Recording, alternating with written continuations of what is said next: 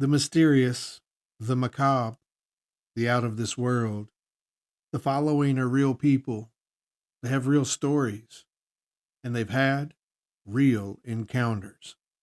Here tonight on Newsworthy, 2 words and 2 question marks.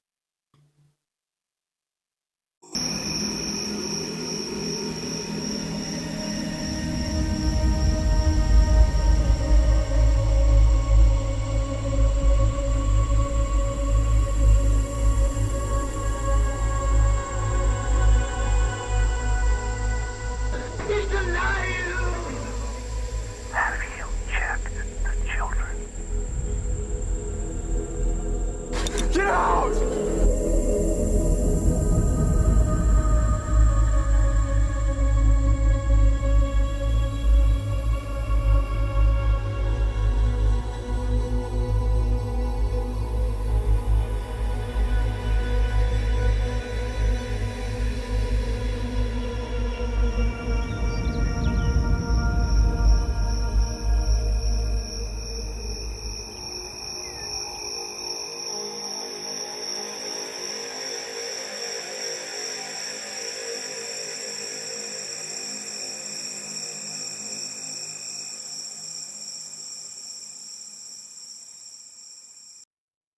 Hello, and welcome to the third episode in Encounters, where tonight we talk to two outstanding individuals.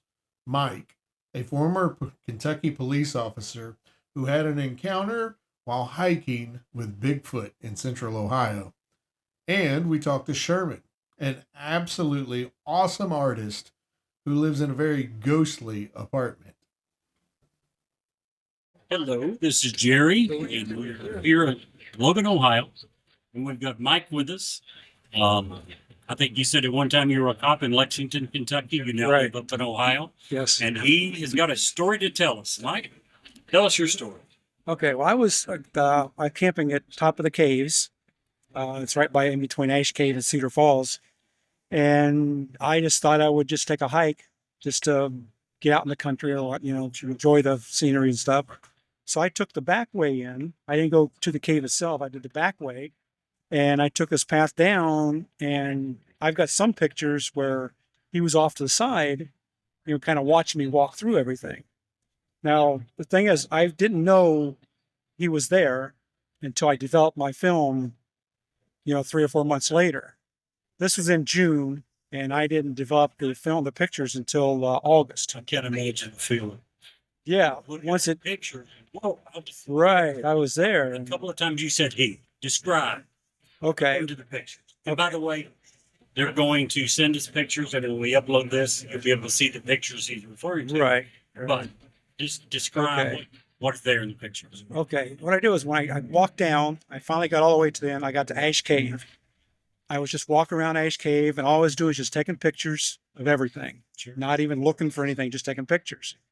And after I got developed, there's this one cave. It's above like a water pond type thing, and if you look up, you can see him looking down at me from the cave. And I thought, no, it can't be. And I had a lot of people telling me it was a rock, there was a part of a tree. And when I went to the Pennsylvania Bigfoot Festival, I showed 3 people there, or 4 people, and 3 out of the 4 said, yes, that is Bigfoot. And so I had it all blown up, and you can actually see him looking down. And if you look to the left of him, it looks like a smaller one standing there next to him. And I have seen the pictures, by the way. He's not by any means stretching, exaggerating. You can clearly see it. You can clearly see it. Once we upload the photos, you guys listening will be able to see this one. I'm sorry to interrupt. Yeah, that's okay. And then about a month ago on Facebook, they were taking pictures before this festival of people walking through caves, and they were showing the pictures on Facebook. Sure. And this one lady did the exact same picture. It's identical to the one I took, and there's nothing there. So it can't be a rock. It can't be same angle, everything. And With this, you can see the difference. absolutely. Yeah, so it was definitely there. And I've got another picture of, which I didn't realize. I took a picture of the water, the pool of water And I didn't notice until I blew it up. There's footprints right there in the sand. So it's You know, on our podcast, we do a little bit of everything from cryptids to UFOs to aliens. It doesn't matter what the story is. By the way, I am a little bit of a skeptic for a lot of it because I've never had an encounter with anything. But I always say there's a couple of things that I look for to make it believable for me. One is when you have a significant number of people telling basically the same story over a long period of time. Not crazy. Bigfoot, they're right. over here 50, 60 years. The stories are extremely similar. People all over. Right. Second thing that I look for is credible people. These are policemen. It's about as credible as you get. It's, you know, some people are not as credible as some. We'll Right. say it in a nice way. In my opinion, you know, policemen, first responders, firemen are as credible as it gets. So, yeah, we absolutely appreciate you stopping and telling us your story. Anything else you'd like to add? No, it was after I developed the film, then you start getting that creepy feeling.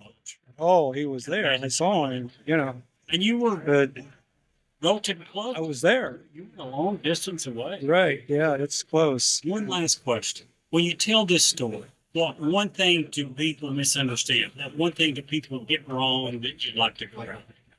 A lot of the pictures, people are thinking, oh, it's a rock or it's a tree or a stump or something like that. Pretty clear. It's not pretty the case. clear. You zoom in, and sure, there is some. Like I've got a couple pictures that I thought was there, but it turned out to be a tree stump. And it's just that if you're not looking for him, he seems to pop up. He is there, and you will see him sooner or later. You know, the skeptics are saying, no, it's not a such thing, but I've got the proof, and he is there. I saw the proof. He is there. Yeah. Mike, we certainly appreciate you taking the time to stop and tell us your story. Thank you. Thanks. Thank you for having me.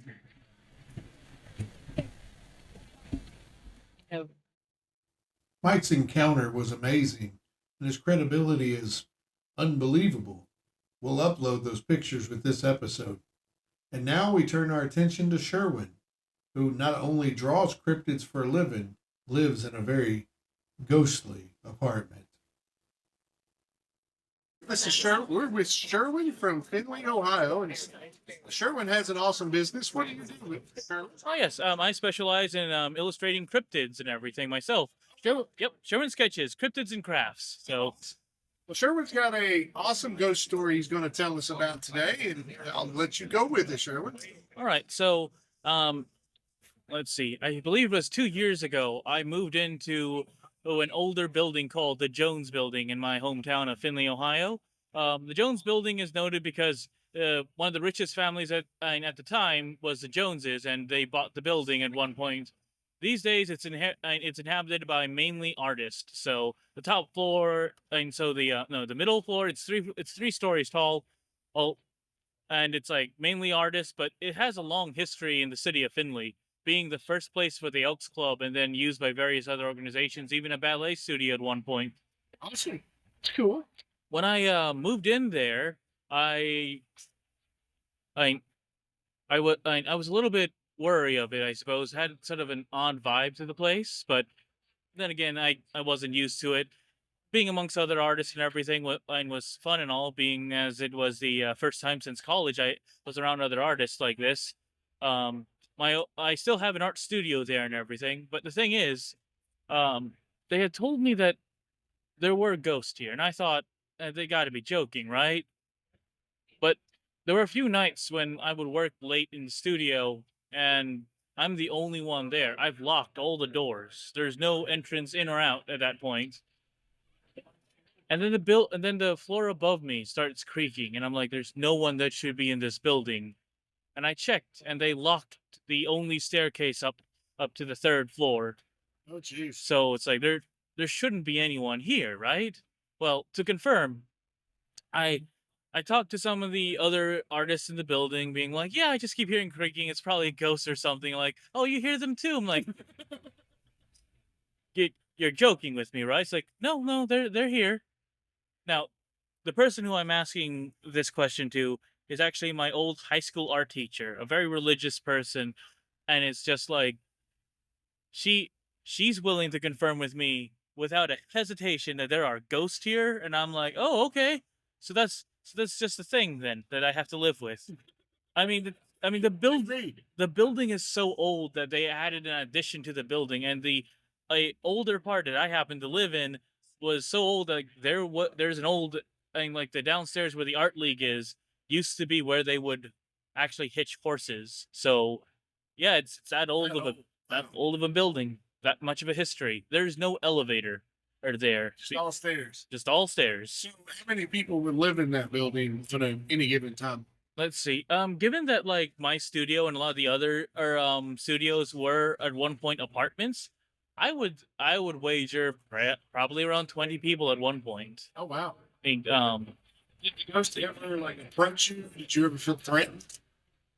I never felt threatened. I did feel like they were lurking quite a bit because, like I said, I mean, another instance, a few months into my I living or working there, I started hearing like footsteps outside my door, and there was a chance there were artists that were just coming in and out getting their things, but they wouldn't run, not like that, not like Right. children.